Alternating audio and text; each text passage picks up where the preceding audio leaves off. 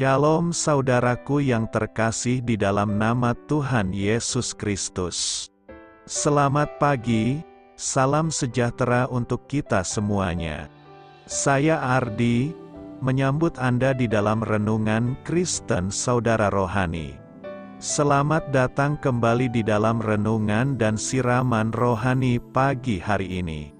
Harapan kami, semoga saudara yang terkasih dalam keadaan sehat selalu. Kiranya damai dan sukacita Roh Kudus melimpah dan tercurah di dalam hati dan pikiran saudara saat ini. Sebelum kita mulai renungan kita pada pagi ini, marilah kita bersama-sama berdoa. Selamat pagi Allah Bapa di surga, Allah yang Maha Pengasih dan Maha Baik. Terima kasih untuk penjagaan-Mu semalaman sehingga kami bisa tidur dengan nyenyak. Terima kasih untuk pagi yang indah yang Tuhan sediakan untuk kami. Tuhan, kami mau berdoa untuk sahabat, keluarga, dan rekan kami yang sedang sakit. Kiranya Tuhan berkenan untuk menjamah, Tuhan berkenan untuk menyembuhkan segala penyakit yang ada di dalam dirinya. Bagi sahabat pendengar kami yang sedang sakit, berkati juga obat yang dikonsumsi, dokter, perawat, serta keluarga yang mendampingi, biar mereka bisa menjalankan perannya dengan baik dan saudara kami bisa sembuh dan beraktivitas seperti sedia kala. Tuhan, pada hari ini, kami anak-anak-Mu akan melakukan berbagai aktivitas. Kami akan bekerja dan menjalankan tanggung jawab kami, kiranya Kau yang mampukan. Kami serahkan seluruh rencana dan agenda hari ini ke dalam tangan Tuhan. Biar Tuhan yang berkarya dan biarkan semua rencana sesuai dengan kehendak-Mu ya Tuhan Yesus yang baik. Ampuni dosa dan kesalahan kami Tuhan, jadikan kami pribadi yang lebih baik setiap harinya. Terima kasih karena telah membolehkanku untuk kembali menghirup udara segar di pagi hari ini, menikmati seluruh anugerah yang telah Engkau berikan kepadaku. Ajar kami menjadi pribadi yang lebih baik, itu semua karena kebaikan dan curahan kasih yang nyata dari Engkau di kehidupanku. Haleluya! Dalam nama Tuhan Yesus, aku sudah berdoa. Amin.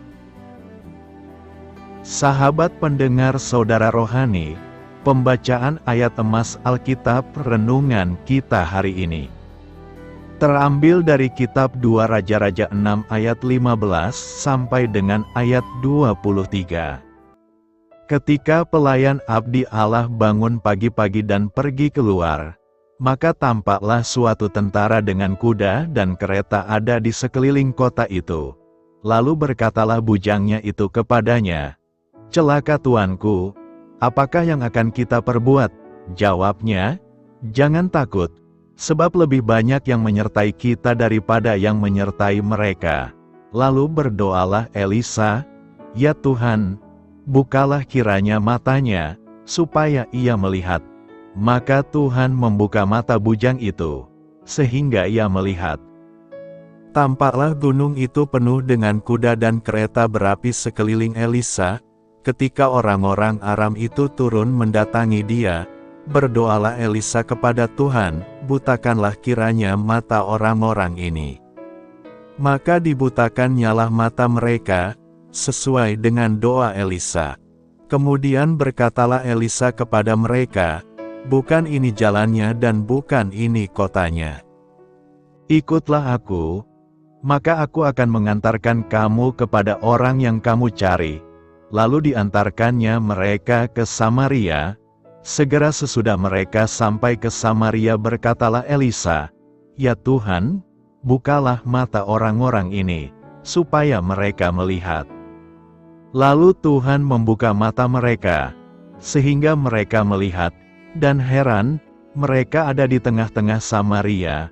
Lalu bertanyalah Raja Israel kepada Elisa, tatkala melihat mereka, "Kubunuhkah mereka, Bapa?"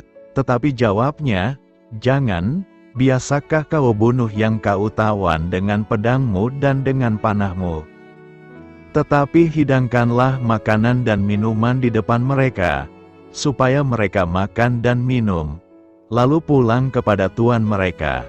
Disediakannyalah bagi mereka jamuan yang besar, maka makan dan minumlah mereka. Sesudah itu dibiarkannyalah mereka pulang kepada tuan mereka." Sejak itu tidak ada lagi gerombolan-gerombolan Aram memasuki negeri Israel. Ayat renungan kita pada pagi hari ini terambil dari kitab 2 Raja-Raja 6 ayat 15 sampai dengan ayat 23. Inti dari ayat emas renungan kita adalah, berdoalah Elisa, "Ya Tuhan, bukalah kiranya matanya, supaya ia melihat." Mari kita mulai renungan pagi kita. Kata-kata bijak yang dapat kita petik adalah mata untuk melihat. Renungan kita pada hari ini ditulis dan disusun oleh Amy Boucher P. Mari kita mulai kisah inspiratif. Joy mengkhawatirkan seorang kerabatnya, Sandy, yang sudah bertahun-tahun bergumul dengan kecanduan alkohol dan gangguan mental. Suatu hari, ketika mengunjungi apartemen Sandy, ia mendapati pintu-pintunya terkunci dan unitnya tampak kosong. Sementara ia dan beberapa orang lain berusaha mencari Sandy, Joy berdoa, "Ya Allah, tolonglah aku melihat apa yang tidak kulihat." Ketika mereka hendak meninggalkan tempat itu, Joy mengedarkan pandangannya dan melihat tirai apartemen itu bergerak pelan. Saat itulah ia tahu bahwa Sandy masih hidup. Meski dibutuhkan bantuan darurat untuk menolong Sandy, Joy sangat bersukacita karena doanya terjawab. Nabi Elisa mengetahui bahwa Allah sanggup menjawab permohonannya untuk menyingkapkan realitas ilahi kepadanya. Ketika pasukan Aram mengepung kota mereka, pelayan Elisa gemetar ketakutan. Namun, tidak demikian dengan Elisa, sang abdi Allah. Karena dengan pertolongan Allah, ia dapat melihat yang tidak terlihat. Elisa lalu berdoa agar pelayannya dapat melihat juga, dan Tuhan membuka mata bujang itu, untuk melihat gunung itu penuh dengan kuda dan kereta berapi. Allah menyingkapkan tabir antara dunia rohani dan jasmani bagi Elisa dan pelayannya. Joy percaya Allah telah menolongnya melihat gerakan perlahan dari tirai tadi, dan harapan pun timbul dalam hatinya. Kita juga dapat meminta Allah untuk memberi kita penglihatan rohani agar kita dapat mengerti apa yang terjadi di sekeliling kita, baik di antara orang-orang terkasih maupun di tengah komunitas kita. Kita dapat dipakai Allah untuk menjadi saluran rahmat, kebenaran, dan belas kasih-Nya. Marilah kita renungkan di dalam hati kita, bagaimana Anda dapat meminta Allah membuka mata Anda, agar melihat kebenaran-Nya tentang hal-hal yang membebani Anda. Pernahkah Allah menyingkapkan realitas ilahi kepada Anda? Hal ini patut kamu ketahui dan menambah wawasan kamu. Dalam 2 Raja-Raja 5, Gehazi, pelayan Elisa, berdusta dalam usahanya mendapatkan pakaian dan perak dari Naaman, panglima Aram. Akibat tindakannya itu, Gehazi terkena penyakit kusta. Menurut hukum Musa, orang yang menderita penyakit kulit menular harus tinggal jauh dari orang lain agar tidak menularkan penyakit itu. Oleh karena itu, Gehazi harus meninggalkan tempatnya. Jadi, apabila Allah memang tidak menyembuhkan Gehazi, sosok pelayan di 2 Raja-Raja 6 ayat 15 mungkin orang baru, sehingga wajar jika ia khawatir. Ia belum banyak melihat kuasa Allah yang ditunjukkan melalui Elisa, seseorang yang berpengaruh terhadap dunia rohani dan jasmani melalui doanya. Kesetiaan Elisa pada Elia. 2 Raja-Raja 2 ayat 12 berkata, ketika Elisa melihat itu, Maka berteriaklah ia, Bapakku, Bapakku, kereta Israel dan orang-orangnya yang berkuda. Kemudian tidak dilihatnya lagi. Lalu direnggutkannya pakaiannya dan dikoyakkannya menjadi 2 koyakan. 10 tahun lamanya Elisa mengikuti Elia dalam pelayanannya sebagai nabi. Elisa yang senantiasa setia mengikuti Elia kemanapun pergi. Bahkan hingga akhir langkah Elia yang terangkat ke sorga dengan kereta kuda berapi. Hubungan Elia dan Elisa tidak lagi hanya sebatas guru dengan murid, namun jauh lebih dari situ. Elisa memperlihatkan kesetiaannya sudah seperti hubungan anak dan bapak. Hal ini terlihat dalam nas ini, yakni, pertama, melalui permintaan Elisa yang meminta 2 bagian roh Elia. Sesuai dengan adat Yahudi, anak sulung berhak mendapat 2 bagian warisan. Kedua, ketika Elia dibawa oleh kereta kuda berapi, Elisa berteriak, Bapakku, Bapakku kereta Israel dan orang-orangnya yang berkuda. Namun demikian, Elisa bukan hendak meminta harta, namun roh Elia sebagai seorang nabi dapat diterimanya. Permintaan Elisa untuk menerima 2 bagian roh dari Elia tentu bukan hal yang mudah. Sebagaimana dikatakan oleh Elia, yang kau minta itu adalah sukar. Tetapi jika engkau dapat melihat aku terangkat daripadamu, akan terjadilah kepadamu seperti yang demikian. Dan jika tidak, tidak akan terjadi, sebab roh untuk bernubuat sebagai nabi bukanlah warisan yang dapat diturunkan, melainkan itu adalah pemberian Allah, dan Allah berhak memberikan karunia itu kepada siapapun. Dari nas ini dapatlah kita melihat, bahwa ternyata permintaan dari Elisa itu dikabulkan oleh Tuhan, dan Elisa menjadi penerus pelayanan Elia sebagai seorang nabi. Jika kita melihat bagaimana kesetiaan dan kesungguhan Elisa mengikuti Elia, kita akan teringat akan apa yang dikatakan oleh Tuhan Yesus tentang hamba yang setia. Barang siapa setia dalam perkara-perkara kecil, ia setia juga dalam perkara-perkara besar. Proses tidak akan mengkhianati hasil, demikianlah pepatah yang sering kita dengar. Kesetiaan dan kesungguhan Elisa mengikuti Elia tidaklah sia-sia. Elisa telah memperlihatkan dirinya sebagai murid yang setia dan kesungguhannya untuk mengikuti segala perbuatan Tuhan melalui Nabi Elia, akhirnya mendapatkan karunia Tuhan untuk pekerjaan yang lebih besar lagi sebagai pengganti Elia. Melalui nas ini, firman Tuhan hendak mengingatkan komitmen dan kesetiaan kita sebagai pengikut Kristus. Seperti apa kesetiaan dan kesungguhan kita dalam mengikut Yesus?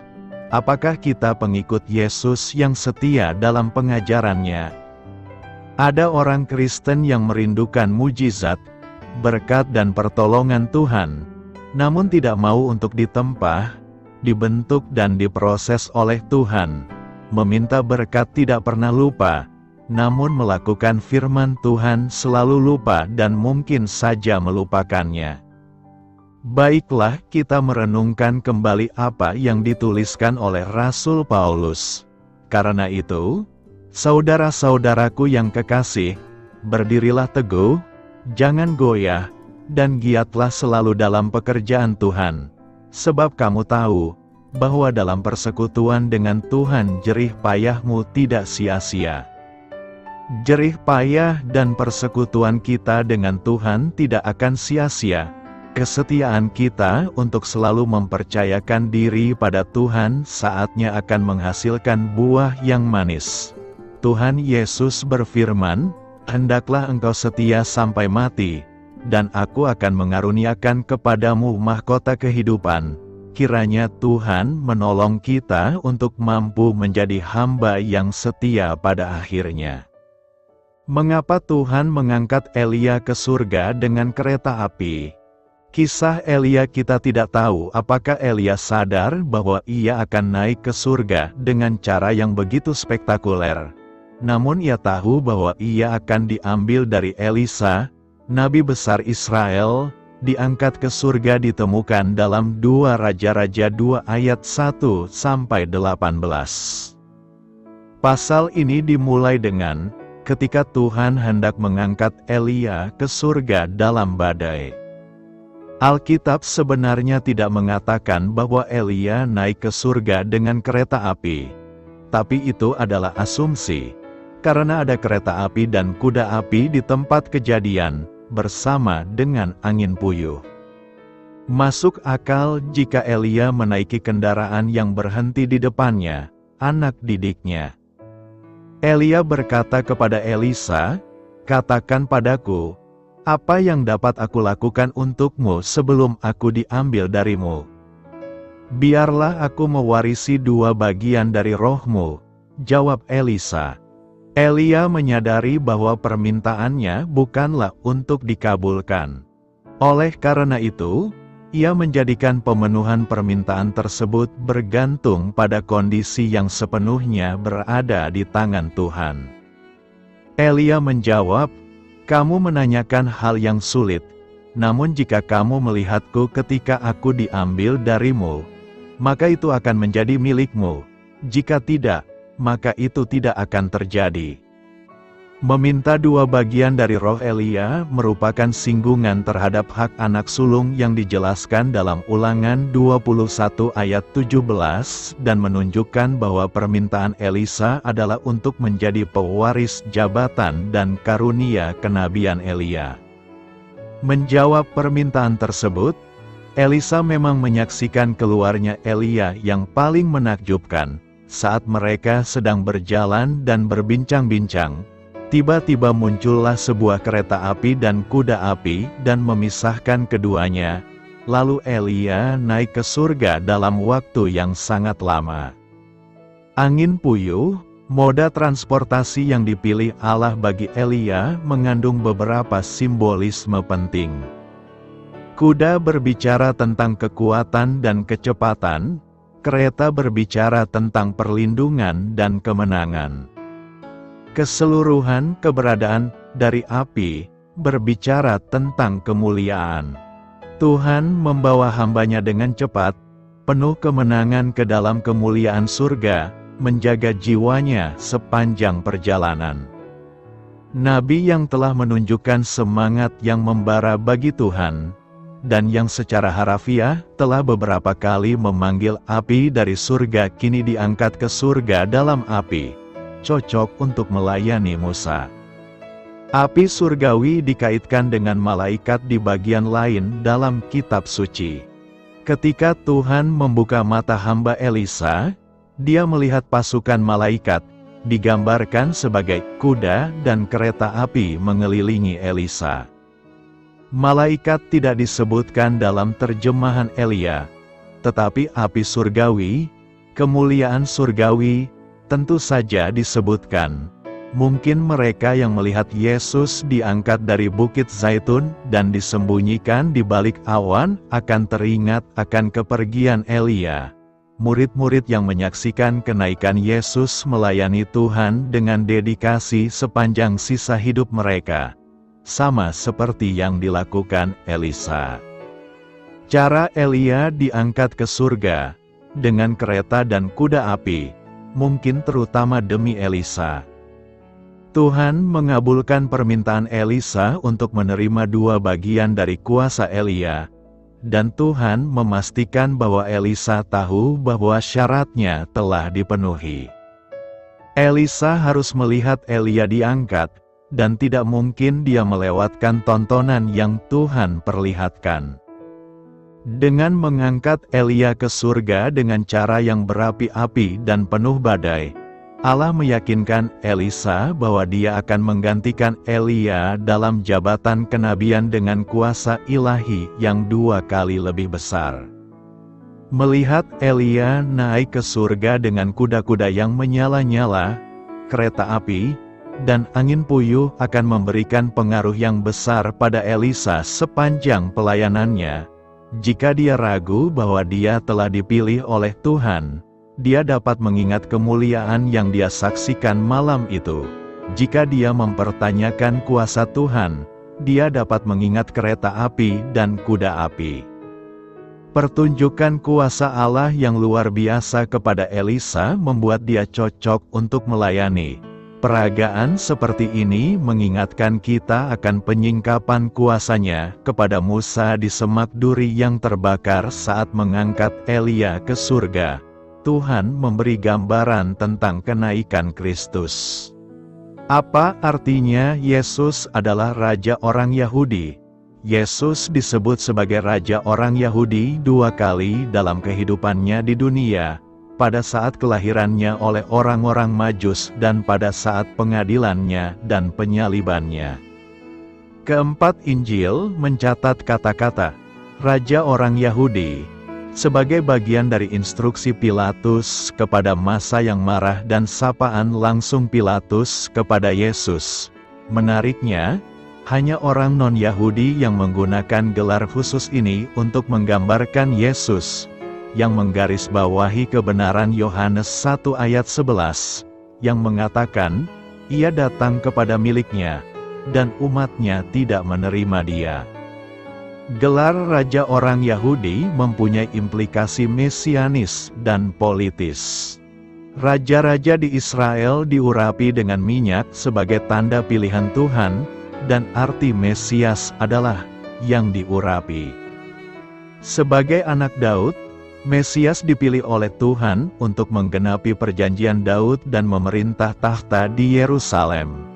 Ketika orang Majus datang ke Yerusalem mencari raja orang Yahudi, kemungkinan besar mereka memikirkan seorang pemimpin politik di masa depan, yang membuat Raja Herodes kecewa. Namun, orang-orang Yahudi di Yerusalem yang mendengar pertanyaan orang Majus itu, pasti teringat akan Mesias yang telah lama dinantikan. Dalam Markus 15 ayat 32 beberapa orang dengan mengejek menyebut Yesus sebagai Raja Israel, dan mengasosiasikan gelar tersebut dengan Kristus, Mesias. Ironisnya, apa yang mereka maksudkan dengan cemoohan, raja macam apa yang akan digantung di kayu salib, adalah kebenaran yang sebenarnya. Yesus adalah Raja Israel, dan dia berada di kayu salib untuk menyelamatkan mereka dari dosa-dosa mereka. Tanda yang dipasang Pilatus di atas Yesus di kayu salib mengidentifikasi penjahat dalam 3 bahasa. Yesus dari Nazaret, Raja orang Yahudi. Para pemimpin Yahudi menolak penerapan gelar mesianis pada Yesus. Janganlah menulis Raja orang Yahudi, tetapi orang ini mengaku sebagai Raja orang Yahudi. Karena alasan-alasan yang dirahasiakannya, Pilatus menolak mengubah tanda itu, yang merupakan pernyataan kebenaran yang ironis. Pada saat Yesus diadili, Pilatus bertanya kepadanya, "Apakah engkau Raja orang Yahudi?" Yesus menjawab, "Seperti yang kamu katakan." Belakangan, Yesus memperluas gagasan tentang keberadaannya sebagai Raja. "Kerajaanku bukan dari dunia ini. Jika ya, para pelayanku akan berjuang untuk mencegah penangkapanku oleh para pemimpin Yahudi.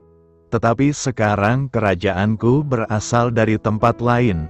Raja orang Yahudi ditolak oleh Israel. Namun ada kerajaan rohani yang lebih luas yang masih dia kuasai. Setelah percakapan tentang kedudukan Yesus sebagai Raja, Pilatus menoleh ke arah orang banyak dan bertanya, "Apakah kalian ingin saya melepaskan Raja orang Yahudi?" Dengan tegas, penonton meneriakkan jawaban mereka, "Bukan, bukan dia. Berikan kami Barabas." Pilatus kemudian mengizinkan para prajurit untuk memukul Yesus, di mana mereka mendandani Yesus sebagai raja, mengejek dia dengan teriakan, "Salam, Raja orang Yahudi." dan berulang kali menamparkan wajahnya. Setelah diejek, Pilatus kembali memperkenalkan Yesus kepada orang banyak sebagai raja orang Yahudi. "Inilah rajamu," katanya. Sebagai tanggapan, mereka berteriak, "Bawa dia pergi! Bawa dia pergi! Salibkan dia! Haruskah aku menyalib rajamu?" Pilatus bertanya, "Kami tidak mempunyai raja selain Kaisar." Jawab imam-imam kepala, "Pilihan mereka telah dibuat, dan Yesus, raja mereka yang sebenarnya, dibawa pergi untuk disalib."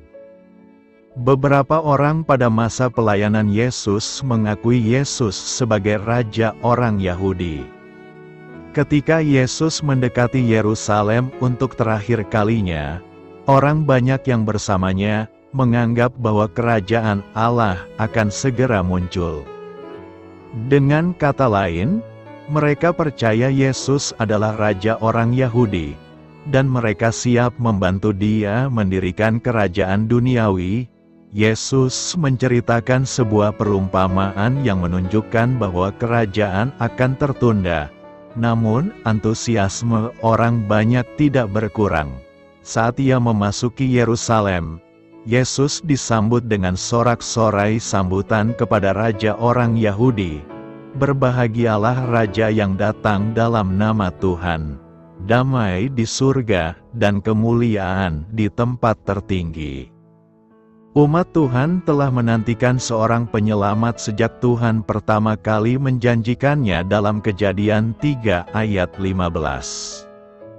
Tuhan sendiri yang mempersatukan orang-orang Ibrani di bawah Musa dan memberitahu mereka bahwa selama mereka mengikuti dan menaatinya, Dia akan memberkati dan membimbing mereka. Namun bangsa Israel menolak Tuhan sebagai pemimpin mereka dan menuntut seorang raja duniawi. Tuhan memberikan apa yang mereka inginkan dan menunjuk Saul sebagai raja pertama atas Israel. Ketika Saul tidak menaati Tuhan, dia kemudian ditolak oleh Tuhan, dan putra-putranya tidak diizinkan untuk menggantikan dia di atas tahta. Sebaliknya, Tuhan memilih Daud untuk menjadi raja orang Yahudi berikutnya. Allah berjanji kepada Daud bahwa namanya akan selamanya dikaitkan dengan tahta Israel. Melalui inspirasi Roh Kudus, Daud menulis Mazmur 22 yang bersifat nubuatan, yang memberikan petunjuk kepada Israel tentang apa yang akan ditanggung oleh Mesias dan penyelamat mereka di masa depan. Namun, dalam keputusasaan mereka akan seorang raja dan kerajaan duniawi, sebagian besar orang Yahudi mengabaikan kata-kata nubuatan tersebut dan juga kata-kata dalam Yesaya 53. Ketika Yesus datang, Dia menggenapi nubuatan tersebut. Yang penting, Dia berasal dari garis keturunan Raja Daud dan berhak menyandang gelar Raja orang Yahudi. Namun karena Yesus bukan yang mereka inginkan, bangsanya sendiri tidak menerima Dia. Seorang raja adalah penguasa tertinggi. Ketika orang-orang Yahudi menuntut seorang raja pada zaman Samuel, mereka menolak Tuhan sebagai penguasa tertinggi mereka. Karena kerasnya hati mereka, Dia mengizinkan mereka menjadi raja sementara. Namun hal ini menyebabkan perbudakan dan kehancuran mereka sebagai sebuah bangsa, yang menyoroti kenyataan bahwa apa yang mereka inginkan bukanlah apa yang mereka butuhkan. Kerajaan itu terpecah setelah pemerintahan Raja Salomo, dan kedua bagian kerajaan yang terpecah itu akhirnya jatuh ke tangan musuh asing. Yerusalem dihancurkan setidaknya 2 kali. Pertama oleh bangsa Babilonia di bawah pemerintahan Nebukadnezar dan sekali lagi oleh bangsa Romawi di bawah pemerintahan Titus pada tahun 70 Masehi. Orang-orang Yahudi yang menolak raja mereka yang sebenarnya tersebar di berbagai negara selama berabad-abad hingga tahun 1948. Yesaya 11 mengumumkan bahwa suatu hari, tunas dari batang Isai, akan datang dan memulihkan dunia. Orang-orang Yahudi telah lama menafsirkan nubuatan seperti itu sebagai ramalan tentang raja di dunia bagi Israel. Kami memahami Yesus sebagai raja itu. Namun, Tuhan mempunyai rencana yang lebih besar dari sekedar kerajaan duniawi. Dia tidak pernah pasrah terhadap penolakan Israel terhadap kedudukannya sebagai raja, melainkan menggunakan penolakan mereka terhadapnya sebagai kesempatan untuk menunjukkan kasih-Nya kepada seluruh dunia. Anak Allah mengambil wujud manusia, datang dalam wujud seorang hamba, dan menunjukkan kepada umat-Nya seperti apa penyelamat yang sesungguhnya. Karena raja orang Yahudi ini tidak sesuai dengan gagasan yang mereka anut selama ribuan tahun, orang-orang Yahudi kembali menolak Dia yang mereka butuhkan. Banyak orang Yahudi yang masih menantikan raja yang salah. Wahyu 19 ayat 16 menggambarkan hari ketika Yesus akan kembali untuk memerintah bumi. Pada saat itu, nubuatan kuno tentang kerajaan Allah di bumi akan digenapi, dan tak seorang pun akan meragukan bahwa Yesus adalah Raja di atas segala raja dan Tuhan di atas segala tuan. Setiap bangsa, suku, dan bahasa akan tunduk kepada Raja orang Yahudi. Doa saya menyertai saudara sekalian. Marilah kita menyampaikan doa syafaat. Bapa yang penuh belas kasih, bukalah mataku untuk melihat kasih dan rahmat-Mu, agar aku dapat membagikannya kepada orang lain. Amin. Sampaikan harapan dan permintaan saudara kepada Tuhan.